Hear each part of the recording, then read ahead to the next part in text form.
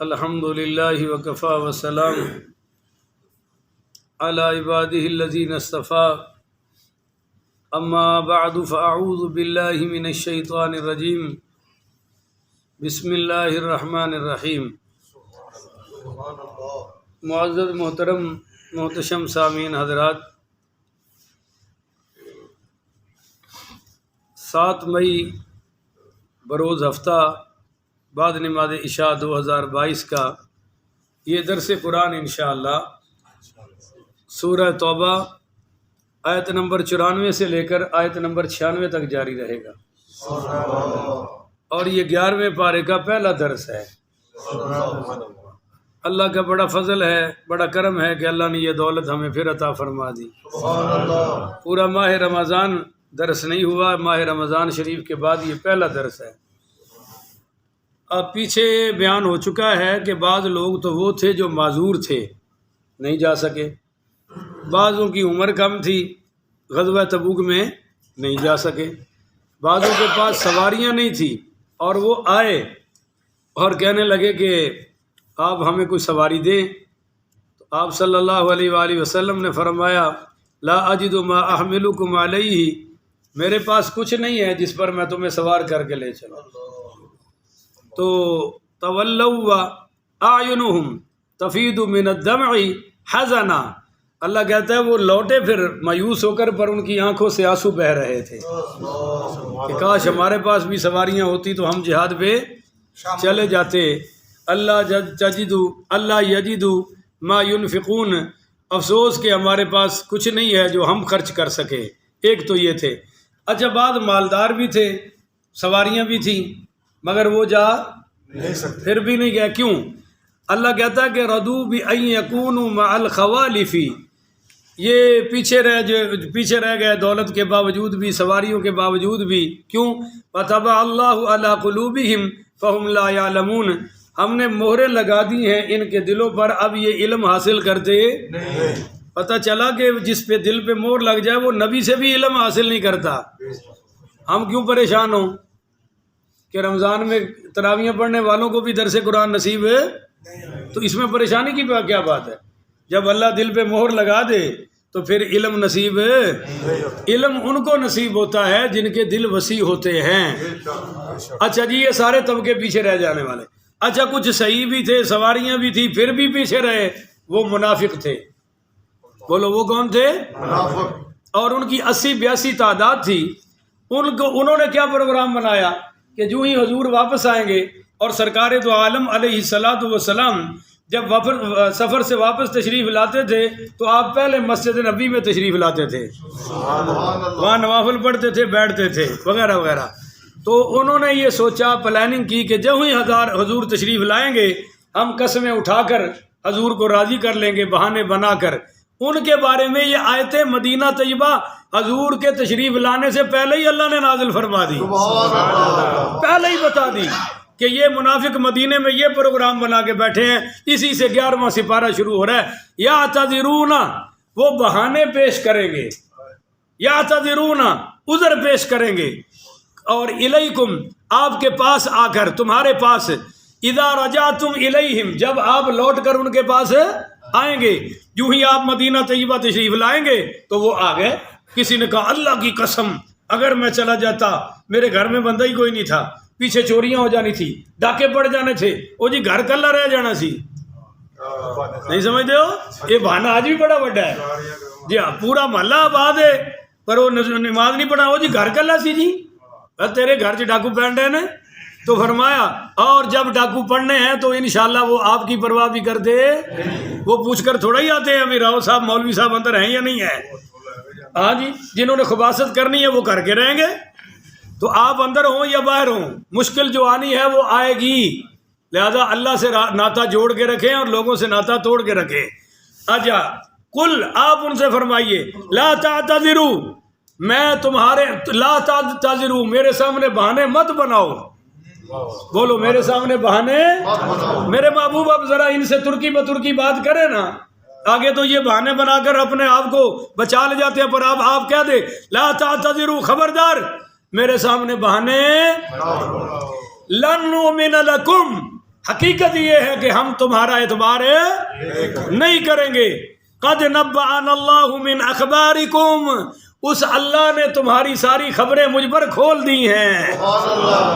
تمہاری حقیقت تو ہے. وَسَيَرَى اللَّهُ عَمَلَكُمْ، اب دیکھے گا اللہ تمہارے عمل. اب دیکھے گا اللہ تمہارے یہ جو بہانے بنا رہے ہو، سچے ہو جھوٹے ہو، کہ جی آج کے بعد جہاد میں جائیں گے، جی آئندہ آپ کے ساتھ ہی رہیں گے، آئندہ کبھی جدا نہیں ہوں گے، تو وَسَيَرَى اللَّهُ عَمَلَكُمْ، اللہ دیکھے گا تمہارے عمل. وَرَسُولُهُ، اور اس کا رسول بھی دیکھے گا. مولوی کہندا نہیں ویکھدا رسول، اللہ کہندا دیکھے گا. کون سبحان اللہ. ٹھیک بات ہے. یہ کہتے ہیں کہ نبی دیکھتا، اور قرآن کہہ رہا ہے وَسَيَرَى اللَّهُ عَمَلَكُمْ، اللہ تمہارے عمل دیکھے گا. وَرَسُولُهُ، اور اس کا رسول بھی تمہارے عمل دیکھے گا. اگلے رکوع میں آ رہا ہے کہ مومن بھی دیکھیں گے، سبحان اللہ. یعنی جو اللہ کے ولی ہیں وہ بھی دیکھیں گے. سبحان اللہ. اور ولیوں کی نظر کے بارے میں سرکار دو عالم علیہ الصلوۃ والسلام نے فرمایا اتقوا فراست المومن، مومن کی فراست سے ڈرو. فَإِنَّهُ يَنْظُرُ بِنُورِ اللَّهِ، اللہ کا ولی تو اللہ کے نور سے دیکھتا ہے. اچھا جی. ثُمَّ تُرَدُّونَ، پھر تم لوٹ کر جاؤ گے اِلَىٰ عَالِمِ الْغَيْبِ وَالشَّهَادَةِ، اس رب کی بارگاہ میں جو غیب اور ہر چھپی ہوئی چیز کا جاننے والا ہے. سبحان اللہ. تم کیا چھپا رہے ہو اور کیا ظاہر کر رہے ہو؟ ظالموں، جانا تو اس کے پاس ہے جو اندر کا بھی ہر راز جانتا ہے اور باہر کا بھی ہر راز ہے. اب اس آیت کے تحت اہل سنت کا عقیدہ سمجھ لیں ساتھیو. عالم الغیب صرف اللہ ہے. بولو، عالم الغیب صرف نبی کو بھی عالم الغیب کہنا جائز نہیں، جیسے نبی کو رحمان کہنا جائز ہے، نبی کو خالق کہنا جائز ہے. یہ سب صفتیں اللہ کی ہیں. ہاں، عالم الغیب تو اللہ ہے، پر حضور پاک کو عالم ما کان وما یکون، جو کچھ ہونا تھا، جو کچھ ہونے والا ہے، ہو رہا ہے، اللہ نے خبریں عطا فرما دی ہیں. سبحان اللہ. نہیں ہولی آخی ہے سبحان سبحان اللہ. تواڈے عقیدے نو قرآن دا پانی لا چھڈیا یار. کیا بات ہے. ایسا عقیدہ ہن دسو نا. نعرہ گج تکبیر، کے بولو. نعرہ رسالت، نعرہ حیدری، عظمت شان مصطفیٰ زندہ باد. اب جو اہل سنت کو کہتے ہیں کہ تم نبی کو عالم الغیب کہتے ہو، تو یہ صرف جھوٹ بولتے ہیں، چونکہ میں انہاں جھوٹیاں دے وچوں آیا. اور یہ جھوٹ کیوں بولتے نے؟ میں مدینہ میں تھا اور عربی علماء سے بتا رہا تھا کہ عربی میں ہی کہ تصوف و سلوک شرک ہے نہیں ہے، یہ مقام احسان کی تشریح ہے. تو ایک اہل حدیث جس کے گھر بیٹھے تھے ہم، میری دعوت تھی، وہ مجھے پکڑ لیا، کہنے لگا یار اتنے کھرے سچ نہ بتاؤ، انہی سچوں پر پردہ ڈال کر تو ہم ان سے زکوٰۃ لے رہے ہیں. اگر یہ باتیں کھل گئیں تو ہماری تو زکوٰۃ بند ہوگی. ہم تو کہتے ہیں بریلوی شرک کرتے ہیں جی، بریلوی مشرک ہیں جی، آپ ہمیں چندہ دو، ہم ان کو توحید پھیلائیں گے، اسی نام پر تو ہم پیسے لے رہے ہیں. میں کہا ظالموں کو حلال حرام دی تے تمیز رکھو. نبی دے شہر چ بھی فراڈ کرنو بعد تو ہمارا عقیدہ ہے کہ عالم الغیب صرف اللہ ہے. سبحان اللہ. یہ آ گیا جی. حضور فرما رہے ہیں کہ تم نے اس کی بارگاہ میں جانا ہے جو ظاہر بھی جانتا ہے اور باطن بھی. فَيُنَبِّئُكُمْ، تمہیں پھر وہ بتائے گا بِمَا كُنْتُمْ تَعْمَلُونَ، جو عمل تم کر کے آئے ہیں. سَيَحْلِفُونَ بِاللَّهِ، یہ آپ کے سامنے، سَيَحْلِفُونَ بِاللَّهِ لَكُمْ، یہ آپ کے سامنے سَيَحْلِفُونَ بِاللَّهِ، اللہ کے نام کی قسمیں اٹھائیں گے. بولو اللہ کے نام کی. اچھا تسی مجاہدہ کر لو، جنہ بندہ بے ایمان ہوئے گا قسمہ زیادہ چکے گا. جی ہاں، جنہ جھوٹا ہوئے گا، فراڈی ہوئے گا، نشئی ہوئے گا، چور ہوئے گا، لٹیرا ہوئے گا، انہیا قسمہ کہ اگلے نو پتہ لگ جائے. اللہ کہہ رہا ہے آپ کے سامنے قسمیں اٹھائیں گے. اذا انقلبتم الیہم، جب آپ لوٹ کے ان کی طرف جائیں گے نا، یہ چونکہ مدینہ سے باہر وہی نازل ہو رہی ہے تبوک میں ہی، کہ جب آپ لوٹ کر جائیں گے تو یہ قسمیں اٹھائیں گے. لِتُعْرِضُوا عَنْهُمْ، تاکہ آپ ان پر راضی ہو جائیں. لِتُعْرِضُوا کا مطلب ہے آپ ان کو معاف کر دیں. بولیے آپ ان کو پر فَأَعْرِضُوا عَنْهُمْ، سونے تم ہی ہن منہ پھیر کے رکھنا ہے. اب ان کو معاف آپ نے چہرہ صحابہ کی طرف رکھنا ہے. فَأَعْرِضُوا إِنَّهُمْ رِجْسٌ، اس لیے کہ یہ گندے ہیں. بولو یہ کیا ہے جی؟ گندے ہیں. ان کو منہ لگانے کی ضرورت ہے. وَمَأْوَاهُمْ جَهَنَّمْ، اور یہ جائیں گے جہنم. جہنم میں، ٹھکانہ دوزخ ہوگا. جزام بما کانوا یکسبون، یہ بدلہ ہوگا اس کا جو کمائی دنیا سے کر کے گئے ہیں. یحلفون، وہ قسمیں کھاتے ہیں. لکم لترضوا عنہم، تاکہ تم ان سے خوش ہو جاؤ. اے میرے محبوب، وہ قسمیں کھاتے ہیں کہ تم ان سے خوش ہو جاؤ. فَإِن تَرْضَوْا عَنْهُمْ، سو اگر تم ان سے خوش ہو بھی جاؤ، اے میرے محبوب اگر تم ان سے خوش ہے تو فَإِنَّ اللَّهَ لَا يَرْضَىٰ، اللہ راضی نہیں ہوگا. اللہ اکبر. اللہ راضی اس سے ہوتا ہے جو قسمیں کھائے نہ کھائے نبی کی غلامی تو کر کے دکھائے نا. سبحان اللہ. جب آپ جہاد پہ گئے ہیں تو یہ ظالم آپ کے ساتھ ہی نہیں گئے. اب آپ چاہے ان کو معاف کر دیں، چاہے صحابہ آپ کے راضی ہو جائیں، پر میں راضی عن القوم الفاسقین، اس لیے کہ یہ فاسق قوم ہے. آپ مجھے بتا سکتے ہیں کہ فاسق کس کو کہتے ہیں؟ کافر تو وہ تھے، یہ فاسق کہا گیا ہے. فاسق حضرات اس کو کہتے ہیں کہ رسول کا حکم آ جائے اور اگلا اس کو عمل ہے تو یہ فاسق ہے. بولو یہ کیا ہے؟ جیسا کہ سارے داڑھی منڈے فاسق ہیں، تو یہ دھمکی آ گئی کہ اللہ فاسقوں سے راضی. ہر بے نماز فاسق و فاجر ہے. فاجر وہ ہوتا ہے جو سر عام برائی کرے نا، تو یہ فاسق بھی ہیں فاجر بھی ہیں، کیونکہ داڑھی منڈانے والا سر عام اللہ رسول کی بغاوت کر رہا ہے. تو فاسق ہوا کہ منڈائی، فاجر ہوا کہ دکھائی. اور جتنے ٹخنوں سے نیچے شلوار رکھنے والے مرد ہیں سب فاسق و فاجر ہیں. یہ گانے سننے والے، موسیقی کے دل دادا، سب فاسق و فاجر ہیں. اور اللہ تعالیٰ نے ساڑیاں اور بد عملیاں دی سزا ہے. ہر حکمران دوجے نو گالاں کر رہے ہیں. ہن تو کتا دلہ بغیرت تک کہہ رہے ہیں، اور ساڈے ہن سے آپ ہی اور میں کہنا دونوں ہی سچے نے. اور ساڈا دل خوش ہو رہا ہے بھی اسی تو انہوں کہہ نہیں سکتے نا، پرچے ہونے سن. ہن جڑا وزیر خارجہ ہے ساڈا، انہیں تے شیخ رشید نو اج جہنم ہی آکھیا ہے. دسو انہیں جنت جہنم دی ٹکٹاں ونڈن ڈے نے. وہ ساتھ لے آنا انہوں نے امریکہ میں. جی ہاں، یا نام لا جا. تو اس لیے بھائی خدا کے لیے ان بد عمل لوگوں میں ووٹ ڈال کر آپ اپنے آپ کو ان میں شامل نہ کریں. بے شک ہمارے ووٹ سے کسی کو فتح ہو نہ ہو، پر ڈالیں اس کو جو صحیح ہے.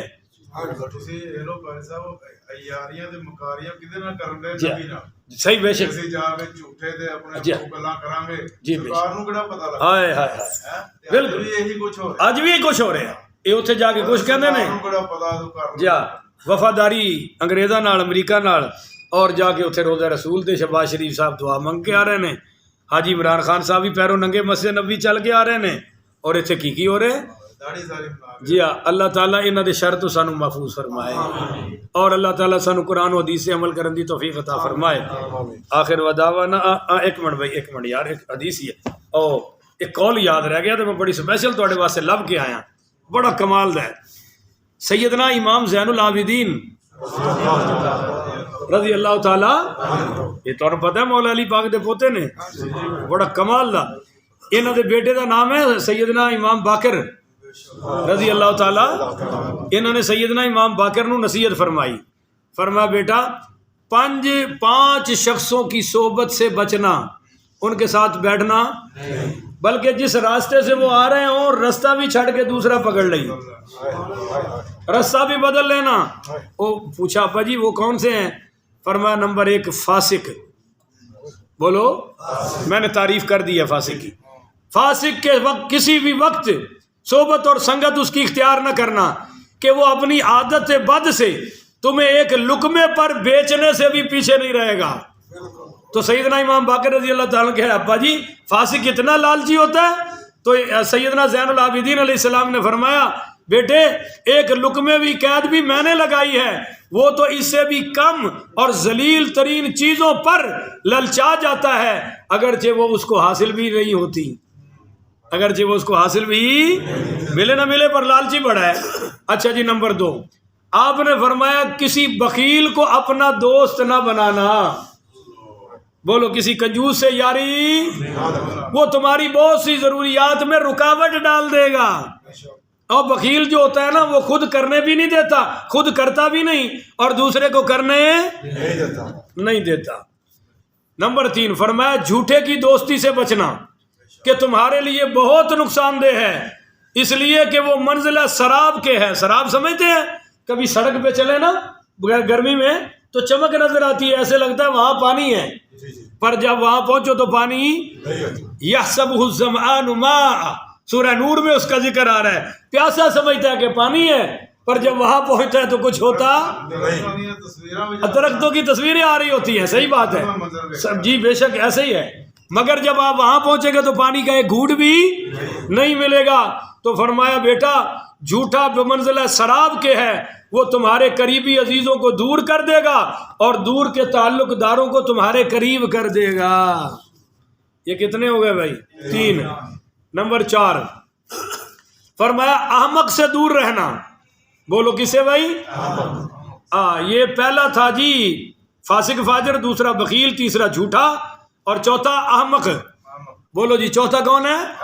احمق کہتے ہیں بے وقوف کو۔ فرمایا کہ اس سے دور رہنا اس لیے کہ تمہارے متعلق ارادہ تو نیک ہوگا، کوشش بھی اچھی کرے گا، مگر وہ تمہیں نقصان ہی پہنچائے گا کیونکہ ہے ہی بے وقوف۔ ہاں جی، انہوں اپنے نفع نقصان کا پتہ نہیں تو تھوڑا کی کرے گا۔ اس لیے عرب والے کہتے ہیں کہ عدو عاقل خیر من صدیق احمق، کہ عقل مند دشمن بے وقوف دوست سے بھی بہتر ہے۔ عقل مند دشمن بے وقوف دوست سے بہتر ہے۔ نمبر 5 فرمایا قاطع رحم، جو رشتہ داروں کو توڑنے والا ہو، جو رشتہ داریاں توڑنے والا ہو، جس کو کسی کی پرواہ ہی نہیں ہے، اس سے بھی بچ کے رہنا پتر۔ جیڑا اپنے ابے دا نہیں ہویا تیرا کتوں ہوئے گا؟ نہیں سمجھے ہو؟ جیڑا سکے بران نال سلام نہیں لیندا تواڈے نال کتوں رہے گا جی؟ جو اپنے بچوں کا نہیں بنا یا جو بچہ اپنے ماں باپ کا نہیں بنا وہ آپ کا کیا بنے گا؟ تو فرمایا ان 5 سے بچ کے رہنا، جس رستے پہ چل رہے ہوں راستہ بھی چھوڑ دینا۔ اللہ تعالیٰ سے دعا ہے اللہ مجھے اور آپ کو عمل کی توفیق عطا فرمائے۔ آخر ودعوانا ان الحمدللہ